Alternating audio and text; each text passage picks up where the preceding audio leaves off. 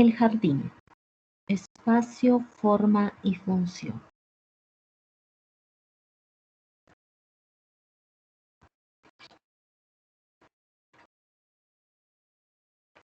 El jardín viene de una raíz indoeuropea, ger, que aparece en muchas palabras latinas, griegas, germánicas y eslavas, refiriéndose a finca, campo de plantación, cercas, casa, establo, recinto cerrado y lugar fortificado.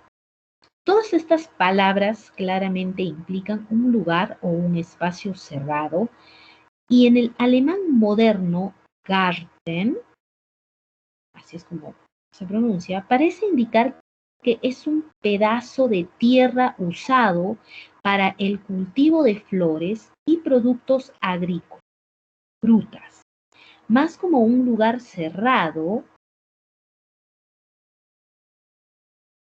o un contenedor. Entonces los alemanes hablan de árboles, jardines, animal, mientras que en inglés usamos en términos distintivos como huerto, zoológico, vivero, o usamos un término compuesto por una palabra que significa encierro, terrera, corral de ovejas, corral del toro, corral de gallinas y más. Nosotros estamos determinados a ver el jardín en términos de vegetación y ese puede ser uno de nuestros problemas. Estamos hablando ahora sobre lo que significa o los conceptos de jardín, de dónde proviene esa terminología. A veces nosotros tendemos a confundir, entendemos que el jardín es un espacio donde plantas algo, pero la pregunta o el entendimiento va de dónde proviene esa palabra y cuáles fueron sus primeros conceptos. Y hoy en día, ¿qué es lo que se entiende como jardín? Aquí les muestro el plano de la villa flamenca de Asperen en Ondius. Este plano corresponde a 1634. La fuente es la colección de Martín Sánchez, en donde ustedes pueden observar este jardín que está delimitado, como ustedes pueden observar aquí hay un río, del cual al parecer han sacado una especie de canales, ¿no?, que bordean todo este territorio de alguna manera encerrándolo, en donde ustedes pueden ver caminos entre este jardín, ¿no?, diversos caminos, ¿no?, que conectan a pequeños parches, ¿no?, donde hay ciertos cultivos, ¿no? Incluso ahí se ven los colores, ¿no? Y dentro de estos, al parecer, aquí en el fondo hay como una vivienda, ya aquí hay como otro recinto, quizás una especie de capilla, ya, y todo esto está fortificado. Si ustedes observan en la pintura, miren, aquí se encuentran como pequeños lugares de almenas que le llaman, ya. Está fortificado y está totalmente rodeado por agua. El área agrícola está aquí, pero esto no es área agrícola, esto es jardín.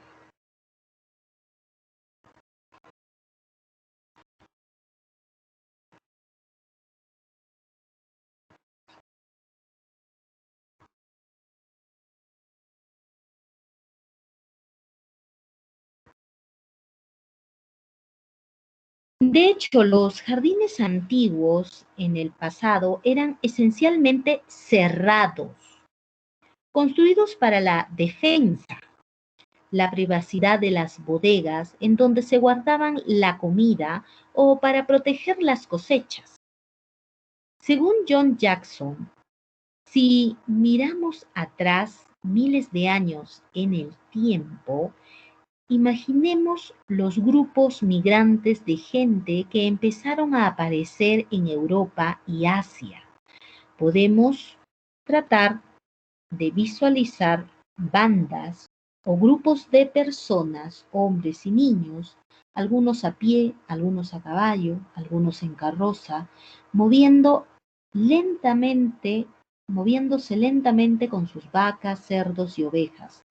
Imaginemos que ellos decidieron establecerse en un lugar con suficiente pasto y madera para el fuego, donde el suelo no era tan pasado, no era tan pesado para los arados pequeños y donde había protección contra los ataques repentinos.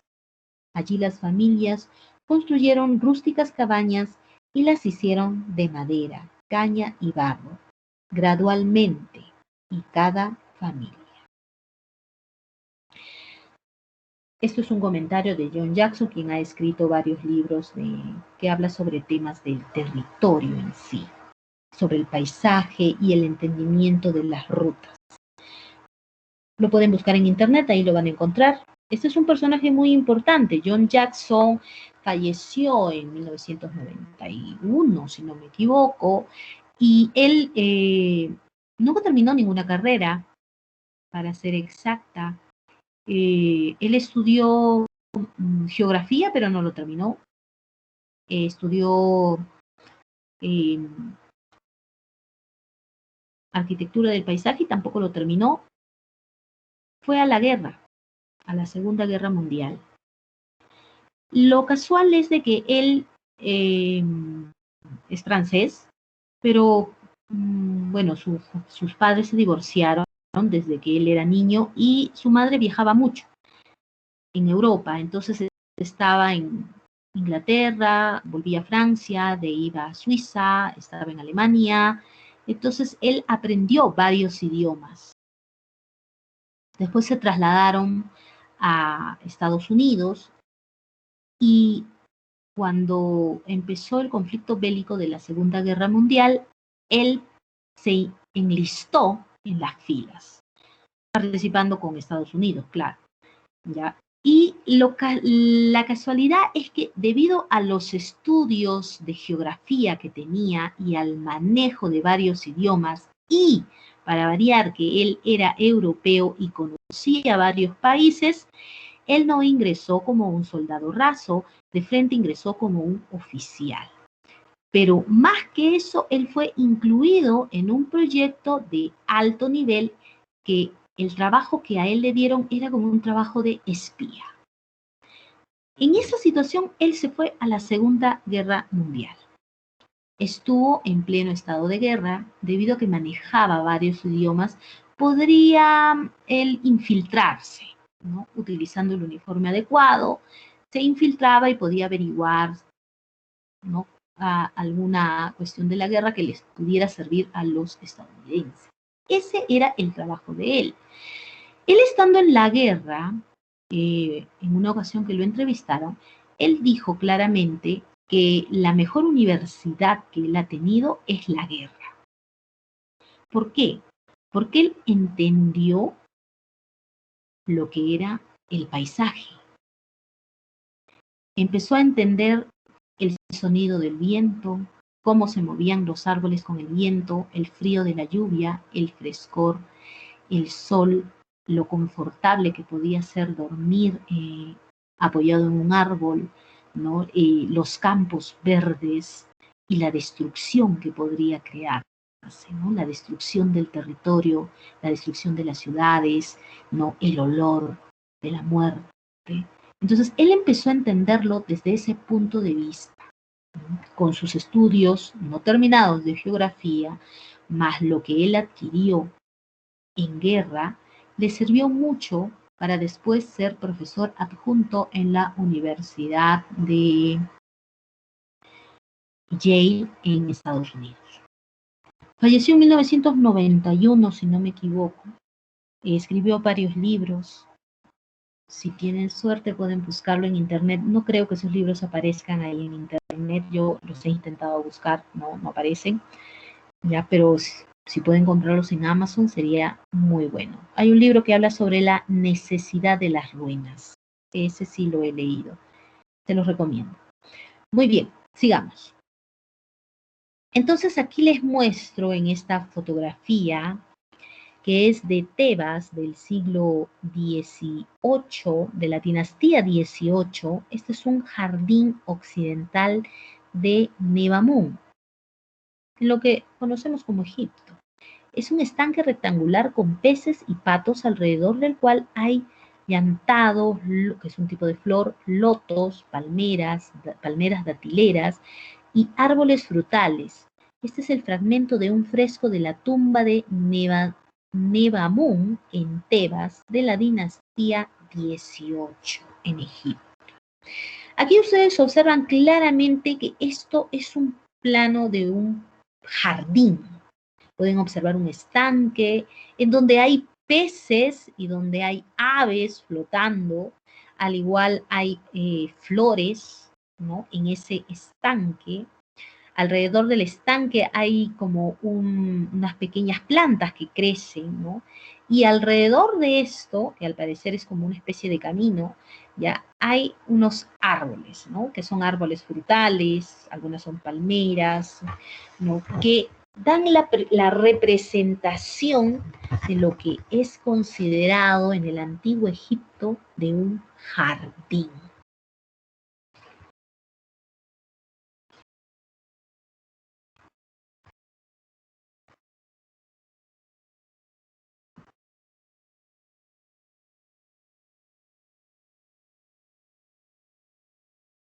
Aquí tenemos el plano de jardín encontrado en la tumba de Senefer, en Tebas, al oeste de Tebas, del año 1400 a.C. Representa un gran jardín al lado de un canal o quizás a orillas del mismo Nilo. Esto es representado por la banda azul que ustedes observan. Bueno, la fotografía no es muy buena. Aquí se ve gris, ¿ya? Donde está la mano del cursor. Esta es el canal que ellos hablan, posiblemente sea el Nilo,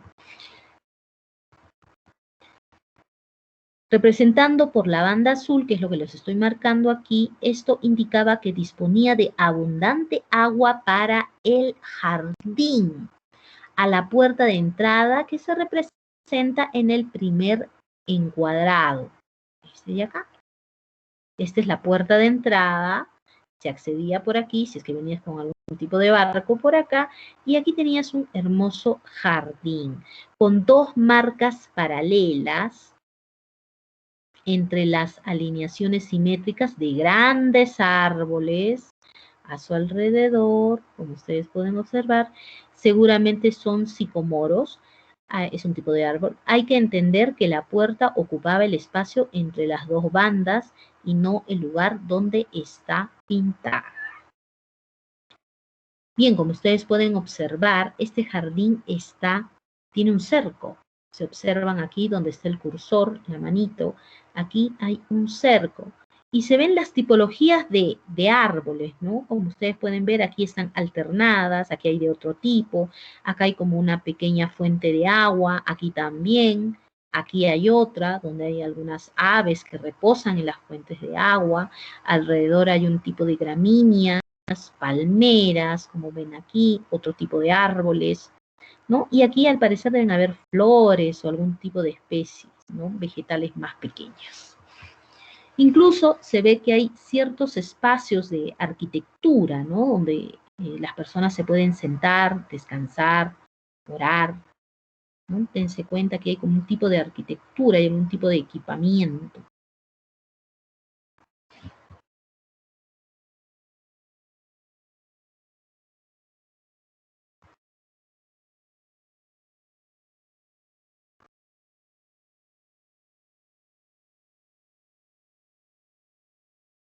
Se denomina hortus para el lugar donde viven en casa, el granero y la bodega. Esto después se convirtió en un lugar adjunto a su casa de vivienda, porque antiguamente el granero, la bodega, estaba alejado de la vivienda. Después se convirtió en un lugar adjunto a la vivienda. Fue puesto para que la familia lo usara permanentemente y para identificarse ello con un lugar permanente. La palabra hortus viene de ger y da el concepto de jardín. En épocas pasadas, involucrando a los conceptos de familia o casa, de propiedad, de defensa e incluso como planes de comunidad, y aunque la palabra se identificó más en un plazo de los siglos con el crecimiento de las plantas, nunca podemos separar el jardín de su significado social. Por tanto, cuando hacemos esto, corremos el riesgo de definir el jardín estrictamente en términos ecológicos o estéticos, lo que mucha gente está haciendo hoy en día. Pero en realidad el jardín tenía un significado mucho mayor, que no solamente era el lugar donde encontrabas plantas o lindas flores, sino era un lugar de sociedad, de comunidad, de reunión.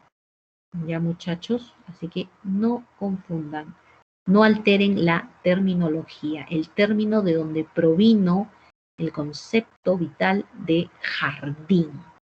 No es solo un lugar de plantas, es un lugar de reunión, de comunidad, de encuentro entre las personas, en donde se tomaban incluso eh, decisiones importantes, como la guerra, como ir a luchar y etc.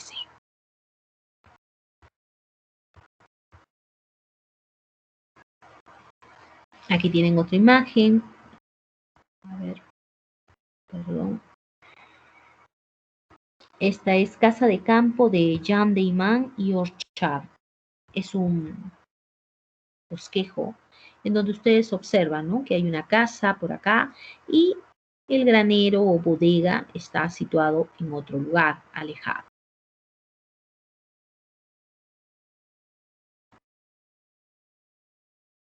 Aquí lo que tienen es el jardín medieval, en donde ya se tenía un entendimiento, ¿no?, que existía como una cerca y dentro de la cerca tú plantabas algo. Y allí es donde se empezó a entender de que podías ir plantando árboles frutales, ¿no?, crear ciertos caminos y que obviamente estaba cerca de un ambiente de la casa, el jardín. El jardín, no la zona agrícola. Y recuerden que todo esto está encerrado, miren, esto está amurallado.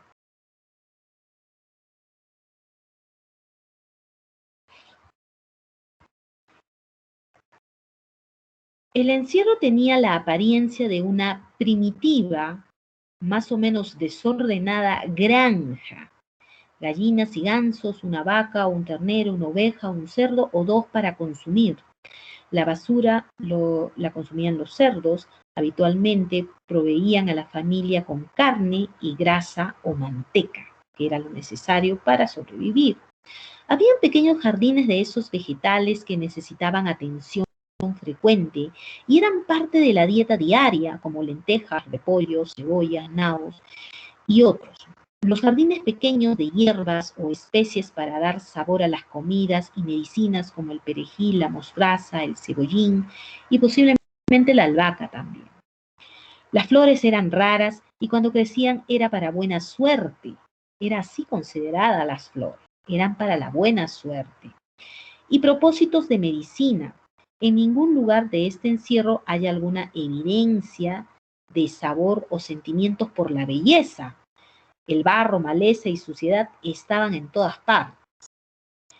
Aún si miramos cuidadosamente, podemos entender un orden definido que en el curso de los siglos se formaliza y se convirtió en una característica del jardín tradicional. Entonces aquí les muestro jardines en la isla de Gireca. Este es un grabado del siglo XV, Harvey Medieval Gardens, en donde ustedes pueden observar la casa, la vivienda. Por aquí está el granero. Observen que tiene un jardín especial aquí, ¿no?, donde al parecer en el centro hay una especie de pileta o algún elemento importante, ¿no?, al igual en este otro lado. Está todo cercada la vivienda y aparte el jardín también tiene un cerco. Acá hay una valla que está hecha de madera, como ustedes pueden observar, pero se va repartiendo, ¿no? Va repartiéndose en donde van cultivando ciertos elementos que son de uso de la familia. Muy aparte aquí ustedes pueden observar otra cerca, ¿no? Aquí parece que está cerca del mar o alguna especie de río, ¿ya? Obviamente es vital el agua para que pueda regarse este jardín, ¿no? Y hacia aquí, ya como ustedes pueden ver, hacia aquí, al parecer, es la zona agrícola. Ya jóvenes, una cosa es el jardín, donde tú cultivas ciertos vegetales que son de tu uso diario, pero la zona agrícola ya es de tu uso comercial, ¿ya? Donde vas a vender en cantidad. Pero esto es solo para uso de la familia, para el consumo de la familia.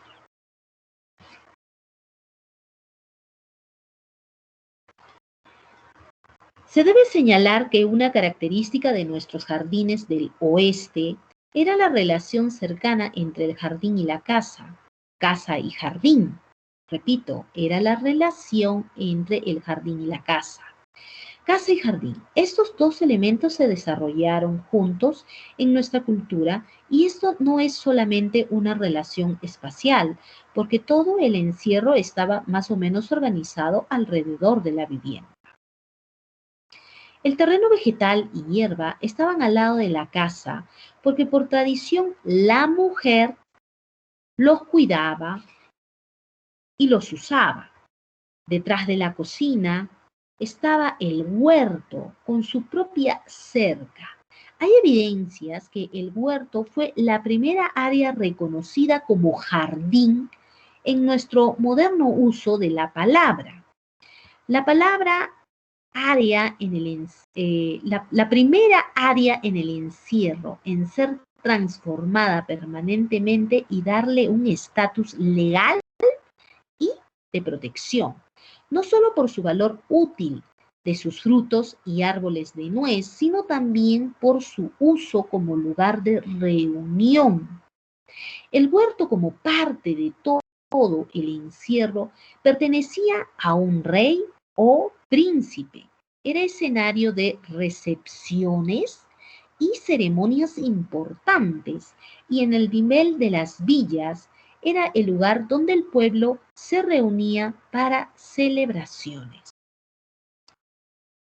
En la historia de los jardines se sospechó que, en la historia de los jardines se sospechó que vamos a descubrir que los huertos de las villas fueron el predecesor de lo que ahora es el parque.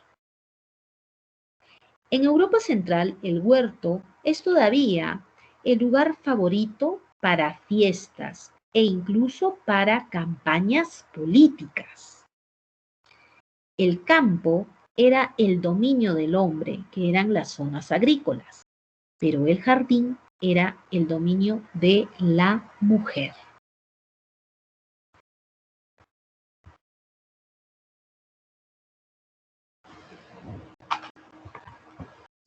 La verdadera evolución del paisajismo llegó después cuando las técnicas de jardinería fueron aplicadas totalmente en los cultivos del campo, o sea, las zonas agrícolas.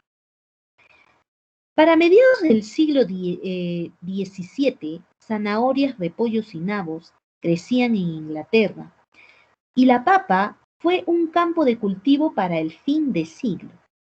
Esta dominación del campo por cultivos de jardín y técnicas de jardinería es el por qué la historiadora agrícola francesa Marloche llamó el triunfo de la horticultura sobre la cultivación en el campo.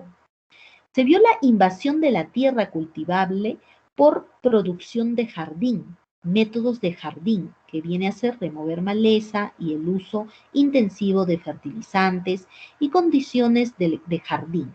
Este fue uno de los desarrollos del siglo XVII que terminó por cambiar no solo el orden feudal antiguo de la sociedad y del trabajo en el paisajismo continental. En la época del medioevo, las mujeres eran quienes se encargaban del jardín, ¿no? Porque era un espacio pequeño, donde ellas cultivaban sus flores para adornar sus cabellos, porque la consideraban de buena suerte, y para adornar la vivienda y darle buen olor a las viviendas. También ellas se encargaban de cultivar ciertas especies y las cuidaban porque era justamente para la comida diaria. Pero en el campo, las zonas agrícolas, esas eran cultivadas principalmente por los hombres, ¿no? Pero ellos lo que hacían era poner las semillas, esperar que llueva o algún tipo de canaleta llevada, ¿no? Y listo, pero no utilizaban algún tipo de fertilizante, no quitaban malezas que quizás interrumpían las raíces de los cultivos, como lo hacían las mujeres en el jardín, en ese espacio de horticultura. De ahí nació, esos fueron los predecesores de lo que hoy se conoce como la arquitectura del paisaje, que es una carrera. Empezó con la horticultura, que es lo que tú haces en un jardín, ¿no? La horticultura, en donde tratas de plantar ciertas especies vegetales, ¿no? Con el cuidado adecuado, porque las papas no crecían en Inglaterra fácilmente, no, tenía que tener un procedimiento mucho más elaborado. Si bien es cierto, en Perú crecen con mucha facilidad, ¿por qué? Porque es de la zona, pero en Inglaterra es una tierra muy húmeda, no crece igual. Entonces, fueron cambiando las técnicas, los campos adquirieron las técnicas del jardín y empezaron a cultivarse otras especies en otras zonas. Y bien, aquí entonces les muestro, perdón, vamos a volver a la lámina anterior, la agricultura, la horticultura, los injertos de árboles frutales, la xilografía del siglo XV, árboles, jardines, plantas de la Edad Media, historia medieval, personajes que están aquí en esta imagen, ¿no? Cuidando de los árboles en este pequeño jardín encerrado. Dense cuenta, se le llama jardín cuando es algo encerrado.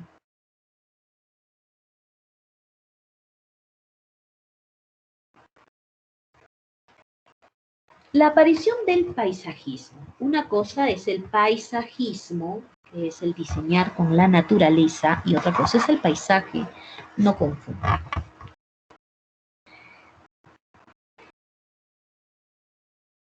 En la Inglaterra del siglo XVIII evolucionó un paisajismo pintoresco, pero este pintoresco paisajismo, jardín o parque de todas formas, era hermoso y atractivo. No era el sucesor real del jardín tradicional, no solo era más grande, más cara su creación, que solo algunos podían alcanzar. Rechazó todas las funciones y características esenciales del jardín y evolucionó a través de los siglos, incluso eliminó el encierro visible para incluir el paisajismo entero. Eliminó el rol social del jardín, que era donde se reunía la realeza, donde se reunía gente importante para tomar decisiones importantes o hacer ceremonias, ya se eliminó y evolucionó a través de los siglos, incluso eliminó el encierro visible para incluir el paisajismo entero. Eliminó el rol social del jardín a favor de la respuesta emocional individual a la pura naturaleza.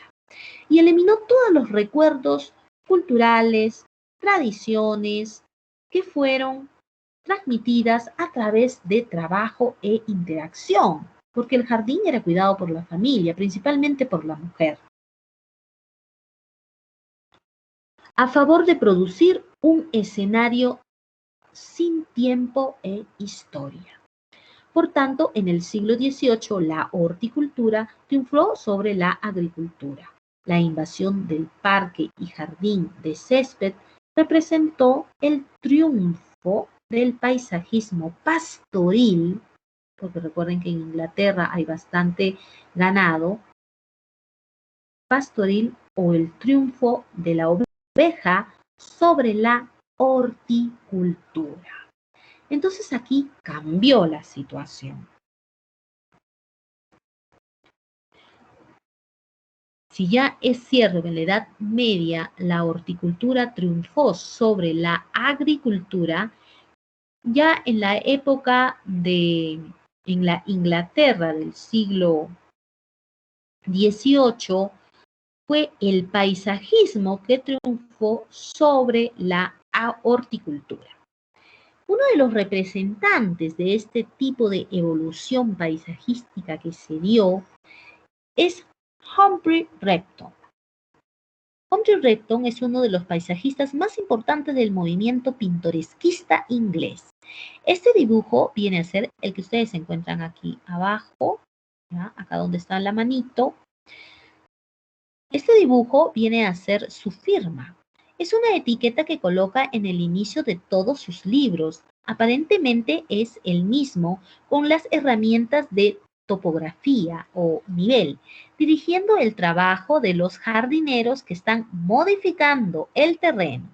Él es el técnico, suma de artista e ingeniero que diseña y controla los trabajos. Entonces aquí ustedes lo pueden ver con su nivel y los trabajadores están aquí abajo transformando el terreno a la manera como él la ha diseñado, claro. Una de las formas en la cual este personaje, Humphrey Repton, trabajaba es que lo hacía mediante, obviamente se trabajaba a mano alzada, lo dibujaba, no tenían computadora en ese entonces, pero lo que hacía era representar el terreno como estaba, como una pintura, tal como ustedes ven aquí en este libro, y él le adosaba estas hojitas por encima. Entonces te mostraba lo que era y en lo que se podía transformar. Humphrey Repton, y estos son sus libros rojos en Inglaterra, fue el inventor del término jardinero paisajista, que agrupaba los conceptos de pintor paisajista y de jardinero práctico. Efectivamente, Repton fue un excelente acuarelista y tenía además excelentes conocimientos prácticos de horticultura, arquitectura y construcción. En sus famosos diseños desplegables, que son los que están aquí arriba, dibujados en los libros rojos, solía mostrar a sus futuros clientes el aspecto que poseían los jardines antes y después de sus intervenciones.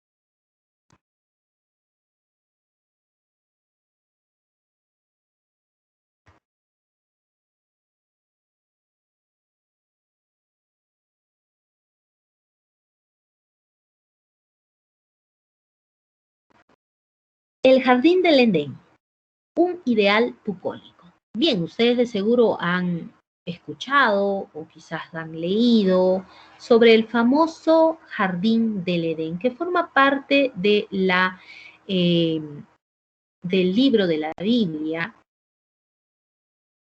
en el libro del Éxodo.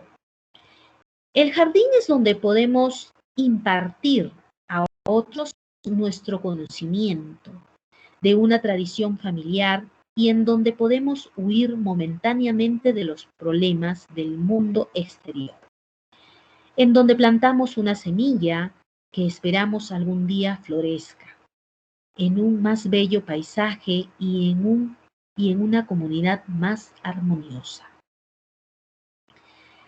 El jardín era un encierro de dominio doméstico, porque le pertenecía a la familia.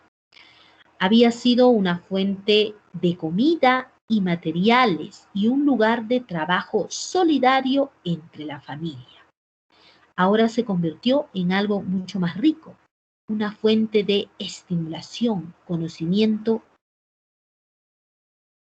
y familiaridad por la naturaleza y origen de las plantas y árboles con sus variedades. El jardín se convirtió casi en un lugar sagrado. Su encierro y belleza proveyeron un trabajo e inocente sociabilidad, recordando muchos jardines legendarios. Es imposible abrir un volumen o tomo para este periodo que trate con agricultura y jardinería sin descubrir referencias al paraíso y al jardín del Edén, la creación perfecta.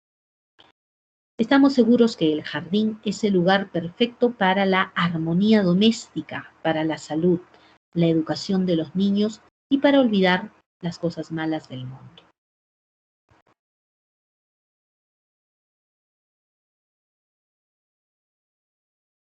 Características del jardín vallado. Los jardines vallados, que quiere decir que tienen una valla, una especie de cerco o cercha, ¿ya? Son normalmente, o eran, ¿no?, de forma cuadrada o ligeramente rectangular. Tenían una fuente en el centro y el cual era dividido en 4 partes.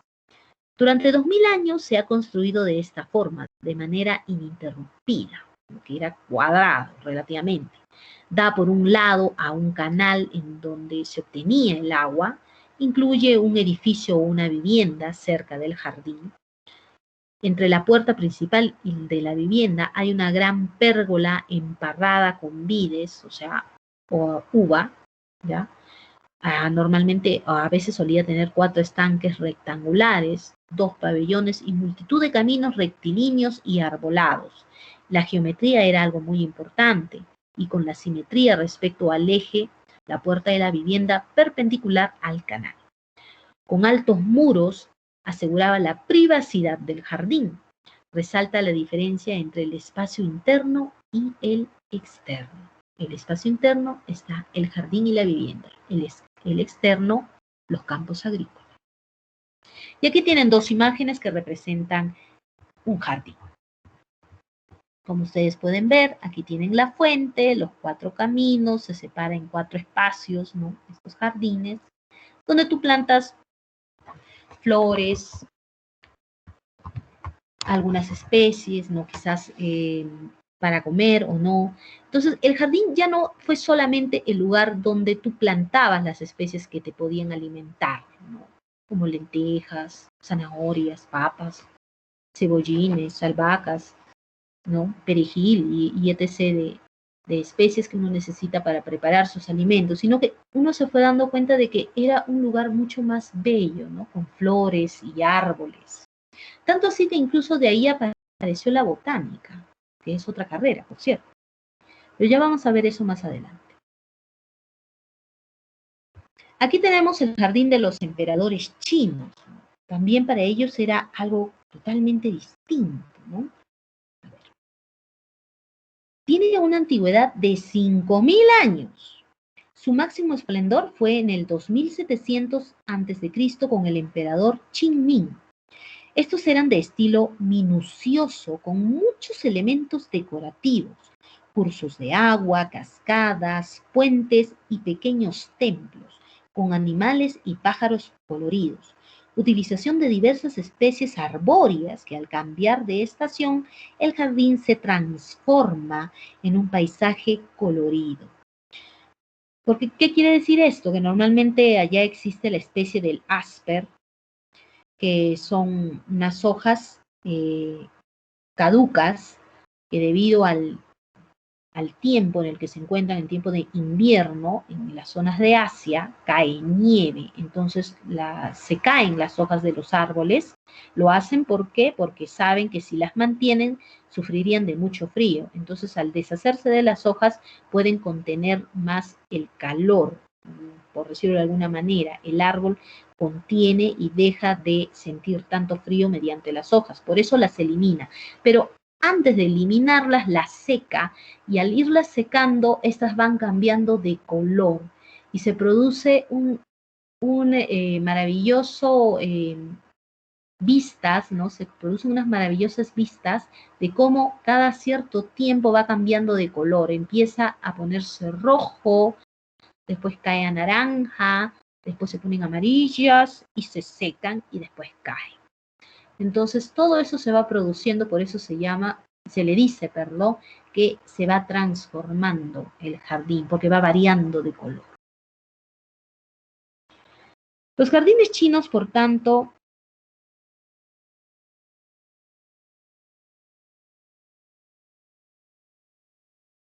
aquí lo que tienen ustedes es en las imágenes, los jardines contaban con sistemas de riego, estos jardines, Ya, también tenían protección térmica para las plantas, sobre todo para las flores, ¿ya? Y como ustedes pueden observar, hay una serie de elementos arquitectónicos que también estaban incluidos dentro de este jardín, ¿no? Como por ejemplo algún tipo de templo, edificios, puentes, ¿no? Que cruzaban, caminos, senderos, en donde el emperador tomaba decisiones caminando, ¿ya? La gente de la nobleza caminaba por allí, podía tener esos espacios. Algo que ustedes tienen que entender es que los jardines no era del uso de todos. Solo la gente de la nobleza o reyes o emperadores podían darse el lujo de tener este tipo de espacios. Aquí tienen un grabado de un jardín chino en la parte de abajo. Y en la parte de arriba, en esta fotografía, es el jardín de Yuyuan en Shanghái.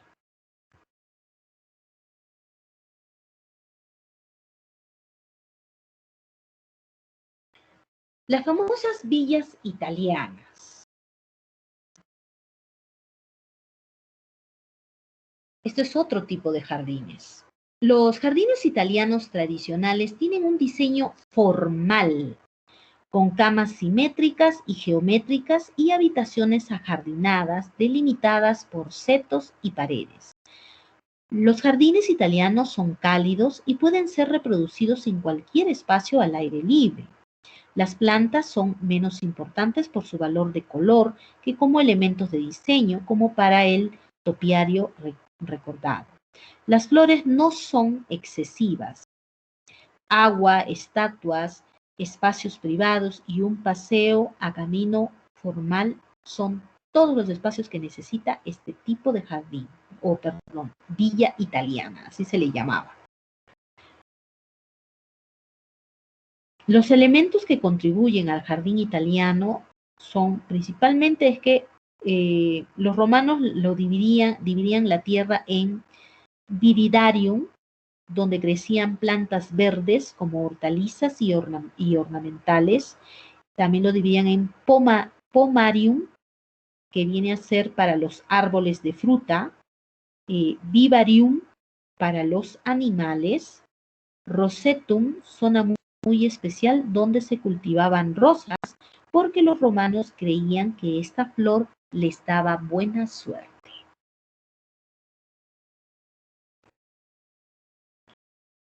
Y aquí tienen una imagen de un jardín románico, ¿no? Una villa italiana, que es la copia, en realidad las villas italianas es simplemente el predecesor de los jardines romanos.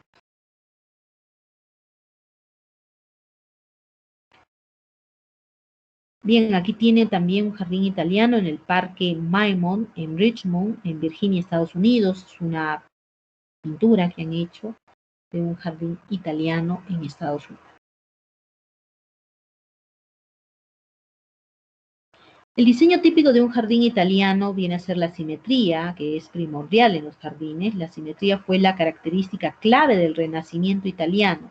Las camas o parterres tienen forma geométrica en cuadrados, rectángulos o triángulos, evitando las curvas y barridos comunes a los bordes. Por ejemplo, debido a que muchos jardines italianos están en las laderas, están dispuestos en varios niveles o terrazas, ofreciendo lugares para pararse y disfrutar de la vista de los alrededores, así como ver el jardín desde arriba. El orden y el equilibrio son los objetivos del diseño, que ilustran el poder del hombre sobre la naturaleza. Aquí tienen otra imagen. Los jardines italianos se caracterizan por tener estos pequeños lugares, ¿no? En donde algo puede pasar. A ellos como que les interesaba eso, ¿no? Estos pequeños lugares donde te podías reunir, donde podías, los famosos jardines secretos que tenían ellos.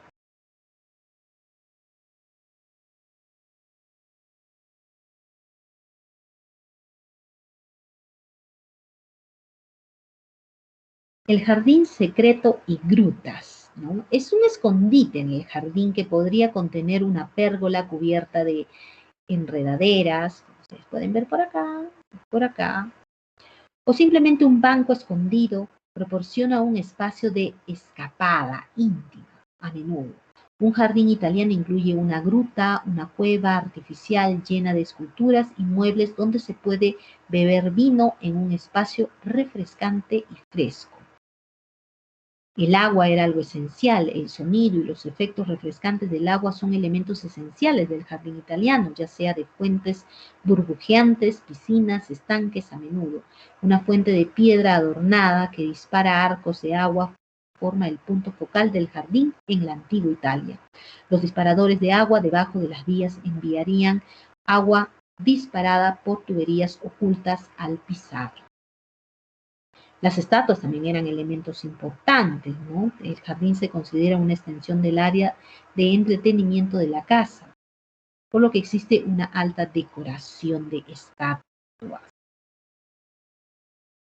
Como había tanto mármol allá, entonces era fácil, tenían material. El famoso jardín francés. Este es otro tipo de jardines. Todos responden a un aspecto netamente social. Recuerden que la idea del jardín apareció desde un punto de vista de necesidad vivencial, de alimentación. Pero después se fue entendiendo que como era un lugar, se fue convirtiendo en un lugar hermoso con flores, porque fue la mujer quien se encargó de domesticar este espacio, de volverlo algo doméstico. Se empezó a entender de que era un lugar apropiado, bello, donde tú podías recibir a las personas, ¿no? Invitados especiales a hacer ceremonias, casamientos, fiestas, en donde el rey allí paseaba y se juntaba con la gente de la nobleza en estos espacios. Entonces, justamente donde el rey, y estamos hablando de los famosos jardines franceses, déjenme contarle la siguiente historia. En la Revolución Francesa, cuando la gente del pueblo fue a Versalles, porque recuerden que Versalles no queda en París, está alejado de París. Tienes que hacer un pequeño viaje. Bueno, la gente de París fue a Versalles e ingresaron, ¿no? Antes de ingresar al palacio tenían que haber ingresado a los jardines, porque el palacio estaba rodeado de inmensos jardines. Cuando ellos ingresaron, que ellos iban con palos, picos y todo lo que todo lo que pudieron cargar para hacer daño o romper cosas, ya, cuando ingresaron a los jardines se quedaron estupefactos, porque era tal belleza que ellos encontraron que ellos no podían creer que el rey viviera en un lugar así. De ahí que viene la palabra igualité, que significa igualdad. ¿Por qué? Porque los franceses se dieron cuenta de la gran diferencia que existía entre el vivir de un rey con el vivir de un poblador común. Él disfrutaba de estos lugares bucólicos llenos de belleza que un parisino común y silvestre ni siquiera podía imaginarlo. Entonces de ahí también es de donde viene esa famosa palabra de igualdad.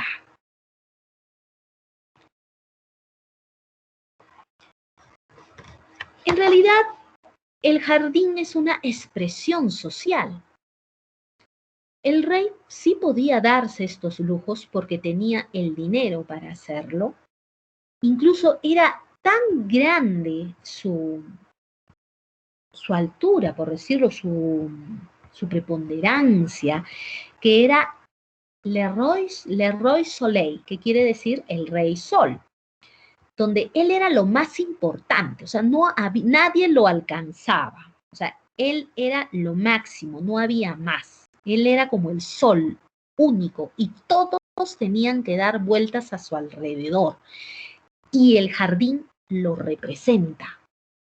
¿Por qué? Porque cuando pasaba el rey, habían una serie de fuentes, tal como ustedes observan aquí en la diapositiva, habían una serie de fuentes en todos estos jardines. Entonces, cuando el rey pasaba, los jardineros especialistas encendían la fuente para que de pronto empezaran a salir los brotes de agua y el rey podía pasar. Y eso solo sucedía cuando el rey pasaba. No era por nadie de la nobleza, solo por el rey. Obviamente era el lugar de encuentro, era el lugar donde se hacían las fiestas, era el lugar donde tú observabas los fuegos artificiales, era el lugar donde paseabas por el jardín, donde chismorreabas por el jardín. Versalles fue creado por Luis XIV, si no me equivoco. Y él obligó a que la nobleza, toda la nobleza se fuera a vivir al Palacio de Versalles. Entonces ellos estaban totalmente encerrados, así que por eso también en parte hizo estos hermosos jardines, o sea, los fue ampliando con el tiempo. Porque en realidad quería tener a la nobleza dominada. Esa era la razón, quería que todos estuvieran en Versalles y vigilarlos, porque siempre existía el temor de que alguien lo pudiera traicionar, lo pudieran matar, lo pudieran envenenar y etc. de situaciones. Siempre todos los reyes han sufrido de eso y muchos han muerto. Entonces Luis XIV tenía miedo y por eso los trajo a todos a vivir a Versalles y creó habitaciones para todos. Y estos grandes jardines también. ¿Por qué? Porque quería manejarlos a todos. Entonces, por eso él es el rey sol. Y todos tenían que estar a su alrededor. Y eso lo refleja el Palacio de Versalles y sus jardines. En el jardín francés, la rigidez de las líneas de los jardines románicos se convierten en ondulaciones suaves y sinuosas, en dibujos más complicados con el boj. El boj es una especie vegetal. En el jardín francés, los árboles de tronco largo, debidamente podado, se marcan los caminos. Algo que tienen que entender es, observen, por ejemplo, en esta fotografía donde está la señorita ahí posando de lo más alegre ella, ya aquí donde está la manito, hay un dominio total, ya, de la naturaleza, porque la forma del árbol no es esta. Obligaban, lo podaban para que tuviera esta forma. Entonces, dense cuenta del dominio total que ejercía el rey. Y eso se refleja en sus jardines. Al igual aquí, todo el tiempo estaba podado estos elementos. ¿Por qué? Porque reflejaban lo que quería que fuera eso, no su verdadera naturaleza. Es muy distinto. Los jardines ingleses, si bien es cierto, eran manejados, todos los jardines son manejados, no existe ninguno que no lo sea, porque si no sería un paisaje totalmente natural. Entonces, estos jardines es muy distinto al jardín inglés, porque el jardín inglés como que da la impresión como que sí fuera algo natural, aunque no lo es, porque es hecho por el hombre. Lo mismo, no pasa lo mismo en los jardines ingleses, franceses, es altamente manejado, altamente transformado y dominado. Un buen ejemplo son los cortes de los árboles, ¿no? Es altamente manejado y dominado, porque esta no es la forma natural de esa especie vegetal o ese árbol. Lo transforma, lo domina.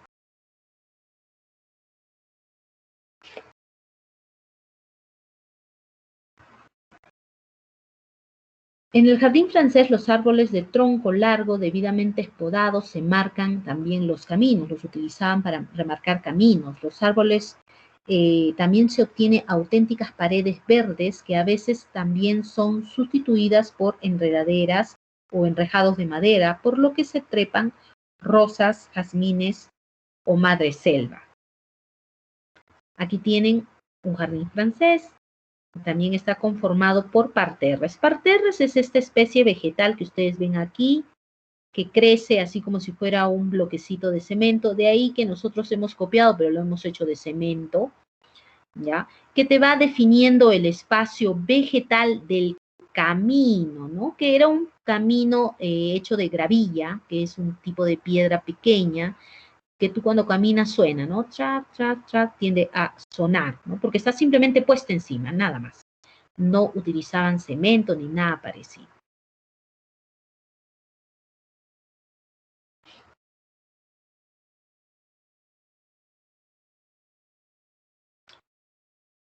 Los jardines franceses también están conformados por parterres, como les dije, donde representa la composición más clásica y ornamental del jardín. Muy cercanos a las casas, se compone de flores, césped y de boj, que dibujan florones, líneas curvas o entrecruzadas, arabescas, que son esas líneas curvas, ¿no? Coronas y monogramas. Las gravas blancas, que es el piso de los caminos, se sustituyen por piedras más coloreadas y elegantes que sirven para formar ciertas formas en el camino.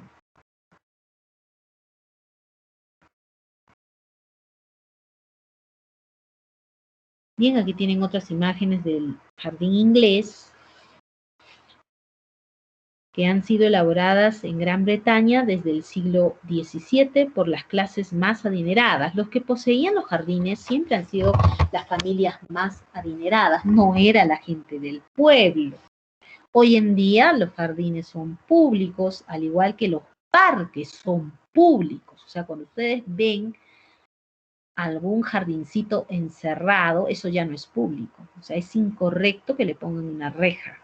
Dicen que es porque lo cuidan, pero entonces quiere decir que el jardín no ha sido diseñado para que la gente se identifique. Por eso nadie va y los que van son gente que lo va a maltratar. Entonces ahí hay un problema de diseño. Bien, los jardines ingleses han sido elaborados en Gran Bretaña desde el siglo XVII por las clases más adineradas, los nobles y los reyes británicos. Los fines que se buscaron con la creación de este tipo de jardines fue la imitación y la instauración de las características de la naturaleza, tratando de modificar un poco los espacios que los rodean e ir adaptándolos a las intenciones de sus dueños. Esta búsqueda consistía en adaptar poco a poco los jardines a las edificaciones, tratando de alcanzar una imitación en lo posible real de la naturaleza, trabajando con todos los elementos naturales posibles como lagos o zonas de agua, estatuas, piedras, entre otros. Los jardines ingleses se orientan hacia lo pintoresco, o sea, algo que parezca una pintura, ¿ya? Y lo sublime, y consideran al jardín como un cuadro que representan los mejores rincones de la naturaleza. El acceso a la vivienda no es inmediato. No hay camino recto que te lleve a la puerta principal. Cuenta con caminos empedrados o de tierra que discurren entre los grandes parterres y extensas superficies de césped. Recuerden que en Inglaterra llueve bastante, así que el césped ahí crece muy bien. Por eso es que ellos cuentan con una buena calidad de ganado, porque tienen bastante césped para comer, o hierbas que estén ahí. Bien, y aquí tienen estas representaciones, como ustedes pueden ver, también hacen sus pequeños puentecitos, pero todo es verde, y de pronto aparece como una construcción al fondo, miren la manito por donde se mueve, ya, a construcciones que da la impresión como que fuera algo antiguo, que siempre ha estado ahí, como que fuera un resto arqueológico, ¿no? Quieren dar esa impresión, ¿no? De pronto ven un campo abierto donde se ve el césped y después al fondo unos sotos de árboles enormes, ¿no? Juntos, agrupados. Aquí tienen otra imagen del jardín botánico de Kew, en Inglaterra también. Jardín japonés.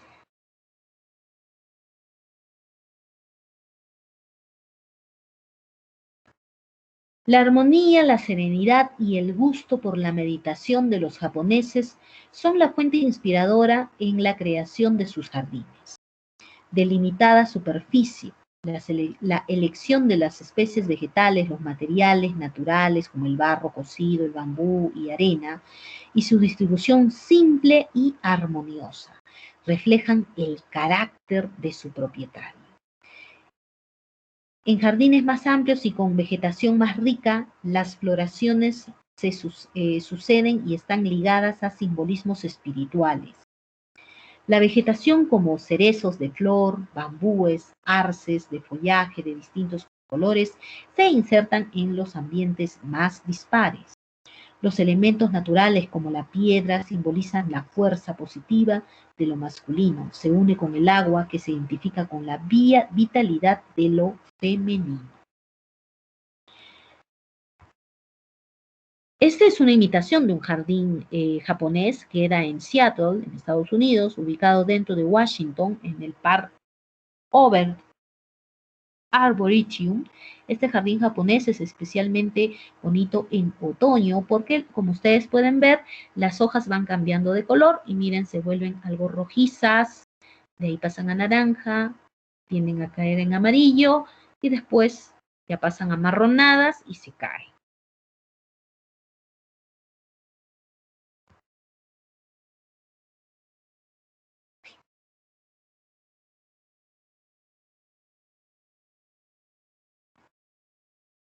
Hay una película que habla, bueno, no es que habla sobre el jardín japonés, pero a los que le interese entender un poco más de ese sentimiento social en sí, de ese entendimiento de lo que es un jardín, la película El último samurái, en donde el americano, hay que es un actor muy conocido, el americano que va a Japón a pelear, habla sobre ese entendimiento del jardín japonés. Si tienen suerte pueden buscar la película, se llama El último samurái. Bien, jóvenes, espero les haya gustado esta clase. Nos vemos la siguiente clase, yo también la voy a subir.